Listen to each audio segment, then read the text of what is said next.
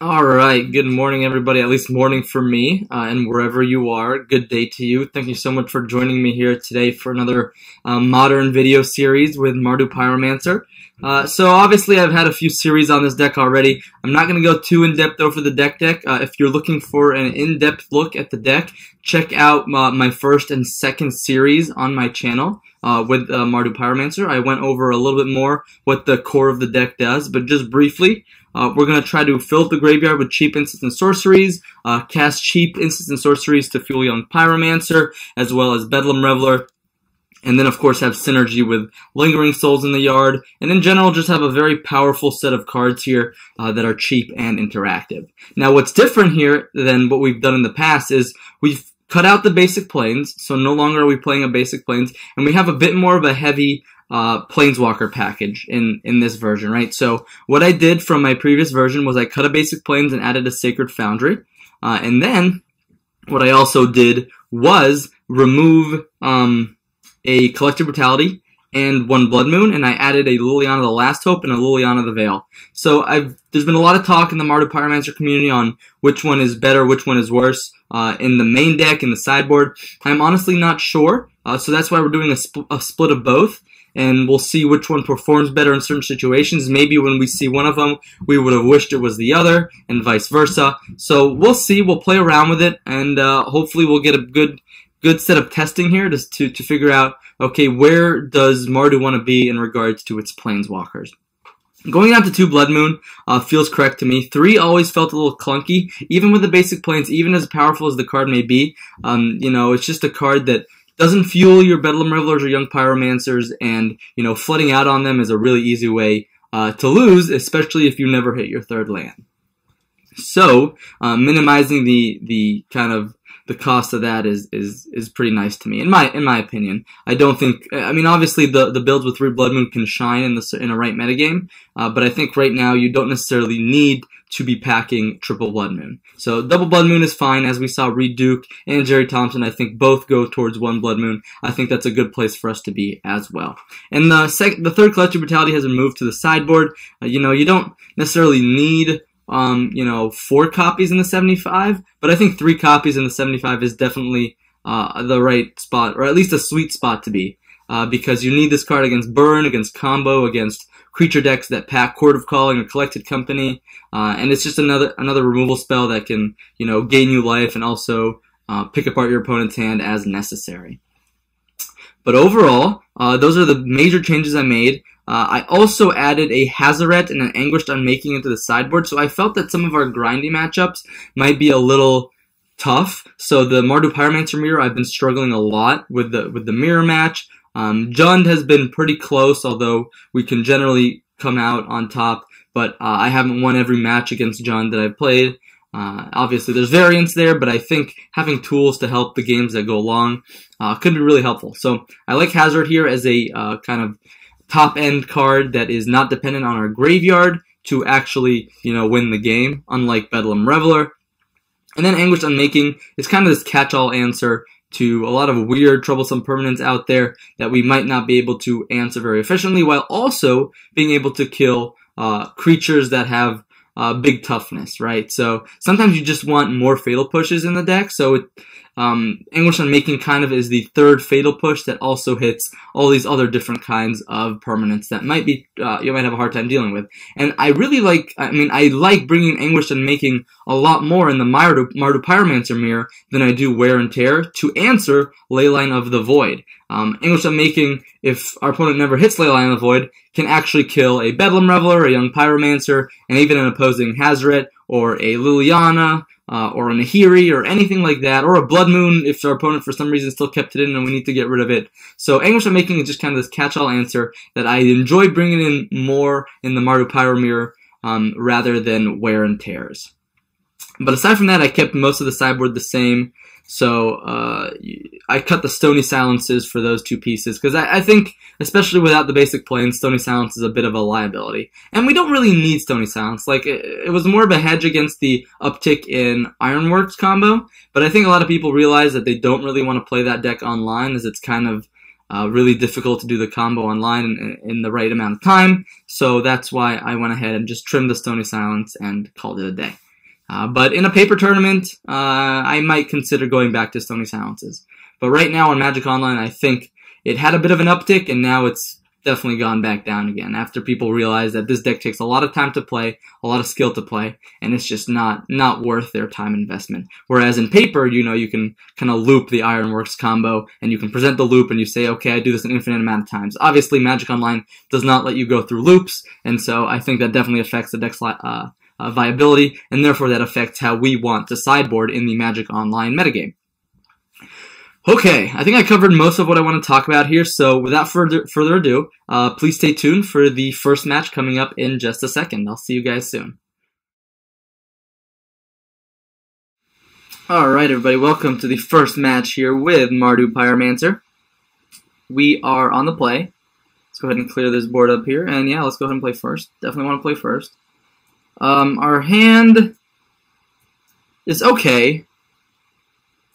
Turn 1 interaction spell would be nice, but we have a turn 2 Young Pyromancer. The reason I'm not going to Faithless Looting here is because I'm going to go ahead and save that for once we have a Young Pyromancer on the board. Now that it's Tron, that might, well, doesn't really change much at all. So this Blood Moon is going to be great against Tron. We'll go ahead and fetch up a Swamp here with this Blood Moon, to play this Blood Moon. I'm just going to crack that Chromatic Star here. Probably play an Ancient Stirrings off of it. Find all their Tron pieces, and we're going to cry.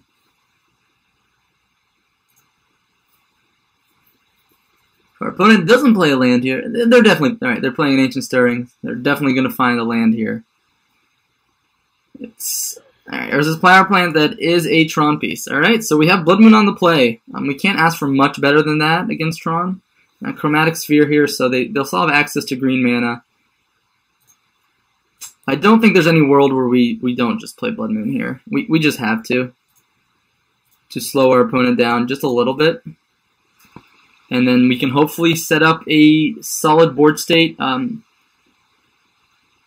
It will be scary if our opponent resolves a Oblivion Stone next turn, but if for some reason they miss on resolving an Oblivion Stone next turn, we can dig our way either towards a Kolaghan's Command, or we can play a Pyromancer plus Inquisition to hopefully take their Oblivion Stone out of their hand. Interesting, double red here. Walking Ballista, okay. They could just ping that right away. Does that mean they don't have a third land here? Wow, they had Tron too, so I guess they're thinking about cracking this right now. So thankfully we don't have to worry about any Thragtusks game 1. Alright, so I think here we just go Young Pyromancer, Inquisition, hopefully take away another piece of interaction with us. So like an Oblivion Stone or another Walking Ballista would probably be a good pickup here from this Inquisition. Alright, Walking Ballista it is, and Sylvan Scryings. So, not going to fight over those Sylvan Scryings, definitely going to take the Walking Ballista. So what they'll be able to do here is if we don't find a Thoughtseize soon, they'll be able to crack Star, yeah, for green, draw card obviously. Oh, they found a Stirrings, okay. That's obviously scary if they find an Oblivion Stone here. So I hope they don't find an Oblivion Stone, because they could play Urza's Power Plant. Actually, no, oh wow, they did find the Oblivion Stone. Do they have the land? They don't have the land to go with it. Wow, that is so aggressive for my opponent here. So aggressive. Let's go ahead and dig towards a Kolaghan's Command, or a Thoughtseize. Thoughtseize works too. I don't think we're casting this Liliana the Last Hope anytime soon.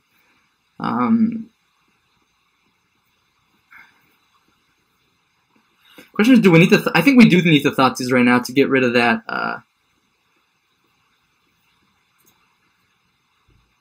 Let's go ahead and Faithless Looting once more. Discard Souls, discard Push. And Thoughtseize. And this is exactly what we need against them here. My opponent took a really aggressive line with that Ancient Stirrings, so I'm going to go and try and punish them. Flood the board as fast as I can. Make it so they can't, you know, play anything because they don't have any green mana. Wow, another Thoughtseize. Very interesting. Very interesting. Let's see. This is 5 damage. Is there any way to get 10 damage? Sorry, this is 6 points of damage.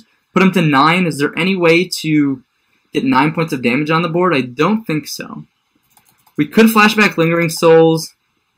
I don't think Thoughtseize is doing much right now. We could also just flashback Faithless Looting. I don't know. I think I'd rather use the black spell. Alright, this does get 9 points of damage on the board. I forgot about the token that Young Pyromancer makes. So this is 9 damage on the board next turn if our opponent doesn't have like a Walking Ballista plus land here. Although I imagine if they had a Walking Ballista, they might have played it last turn. So it looks like this Blood Moon did some serious work for us this game in our opener. It looks like we stole game 1 here with it. Take that, Tron, but it only gets harder game 2, guys. It only gets harder. Molten Rains definitely come in. Hazard is a possibility. It's a fast clock. We don't want Engineer Explosives. Anguish Unmaking is possible to deal with Oblivion Souls. Wear Tear also possible. And Kambal is also interesting. I think in this matchup I like cutting Fatal Push. I like cutting my Collective Brutalities. Liliana the Last Hope, definitely not the matchup for her. There's an argument to cutting some Inquisition on the draw, but I think it's still pretty important. We could probably cut 2 Lightning Bolts. So let's bring in what we definitely want. We definitely want these Molten Rains. Definitely want these Wear and Tears. Definitely want this Anguish Unmaking. And I guess we want this Hazard as a fast clock. Again, I'm not a big fan of Kambal in this matchup. Yeah, it's great if they're like using their dig spells. Like their Chromatic Spheres and Chromatic Stars, but outside of that, it's not great. Terminate and Dreadbore are okay against Wormcoil Engine. It's possible we can cut a Terminate, that we don't need it, but I don't want to go too heavy on 3s here as well. We want to still have a somewhat reasonable curve. So I'm going to go ahead and say submit. I think 2 Lightning Bolts is okay. Sometimes we do need a little bit to close out the game against Tron. Well, that's not a keeper, unfortunately for us. We'll have to mulligan down to 6. Again, it's on the draw, so it's not the worst thing in the world, but it's not something we actively want. This is a little bit more reasonable. Terminate, we can ship to the bottom.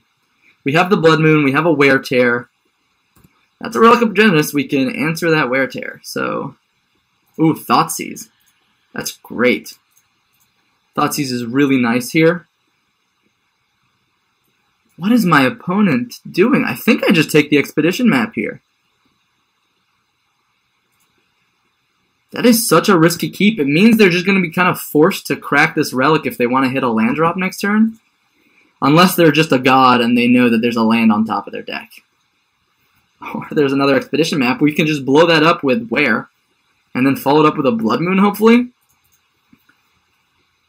So we're in an okay spot here.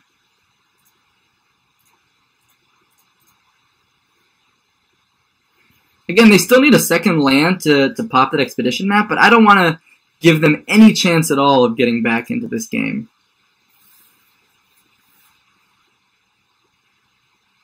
Well, that's a Tron land, so at any moment they could get back into this game.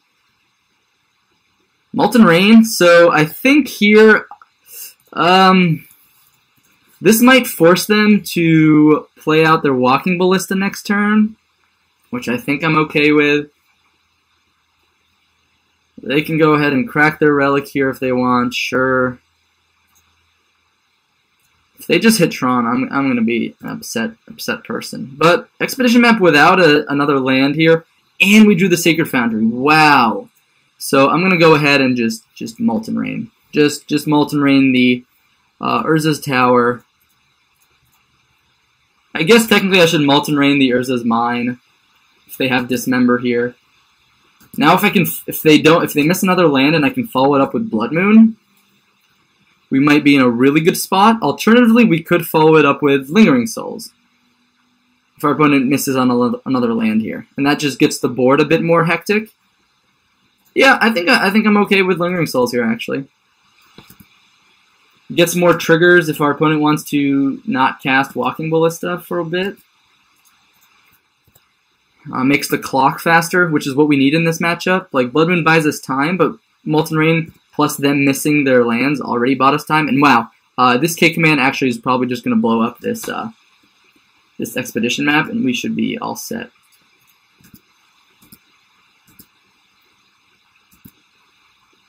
Alright, we can destroy target artifact and deal 2 damage to their life here. It means that our tokens are all lethal. If they hit a land here, alright, if they hit a land, they can play Walking Ballista, block the Young Pyromancer, and shock something else, right? 1, 2, 3, 4, 5. So technically they're not dead, but we did have Blood Moon and we had more stuff going on here. So I'm okay with the line that we took. Although, there is an argument to make that if they pop Expedition Map, they're dead anyways, so maybe we should have played the Lingering Souls. But, I don't know. I guess it was a little bit close. But overall, that's 2-0 against Tron. That rarely happens, but our sideboard plan came together in the form of Molten Rain, plus our opponent stumbling a little bit. So yeah, thank you so much for watching that first match against Tron, and stay tuned for the second match coming up soon.